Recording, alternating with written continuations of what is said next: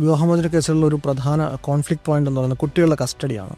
അതുമായിട്ട് ബന്ധപ്പെട്ടുകൊണ്ട് കോടതിയുടെ പരിഗണനകൾ എന്തൊക്കെയാണ്? ഒരു ഗാർഡിയൻ OP ആണ് ഫയൽ ചെയ്യുന്നത്. ഗാർഡിയൻ വാർഡ്സ് എന്നാണ് പറയുന്നത്.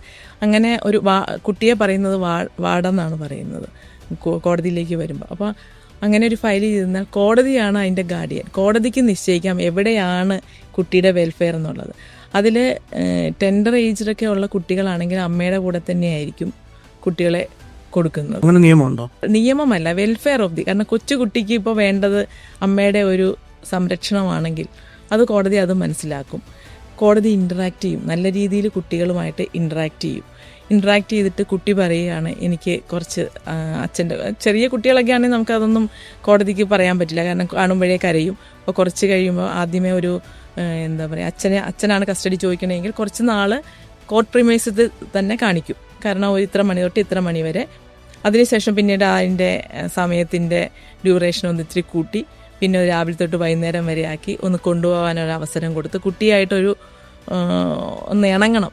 കാരണം ചില കേസിൽ പ്രഗ്നൻ്റൊക്കെ ആയിട്ട് പോയി കഴിഞ്ഞാൽ പിന്നീട് കോടതിയിലായിരിക്കും വരുന്നത്.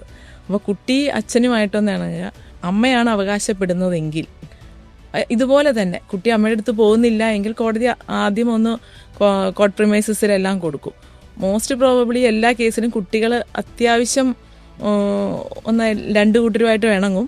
പിന്നെ ഈ ബ്രെയിൻ വാഷിംഗ് ഉണ്ട്, അതുകൊണ്ട് കോടതി അത് മനസ്സിലാക്കി ഇൻട്രാക്ട് ചെയ്തിട്ട് കോടതി ഒരു പിന്നെ സൈക്കോളജിക്കൽ കൗൺസിലിംഗ് വേണമെങ്കിൽ ചില കുട്ടികൾ അച്ഛനെ കാണുമ്പം ഒന്നുമില്ലെങ്കിലും ഒരൊറ്റ കരച്ചിലങ്ങ് കരയും, കാരണം അത് സ്ട്രെയിഞ്ചർ എന്നുള്ള രീതിക്ക്. അപ്പോൾ കോടതി പറയും സൈക്കോളജിക്കൽ കൗൺസിലിംഗ് എടുക്കൂ, അതിനുശേഷം അച്ഛനും അമ്മയും ഒരു പേരൻ്റ് കൗൺസിലിംഗ് എല്ലാം നടത്തിയിട്ട് പോകാൻ പറയും. അങ്ങനെയാണ്. കസ്റ്റഡി വരുമ്പോൾ നമുക്ക് ഏറ്റവും ബുദ്ധിമുട്ട് കസ്റ്റഡിയുടെ ഇതിലാണ്. നമുക്ക് ഒരിക്കൽ പോലും നമ്മൾ പ്രതീക്ഷിക്കാത്ത രീതിക്കായിരിക്കും കുട്ടികൾ പെരുമാറുന്നത്.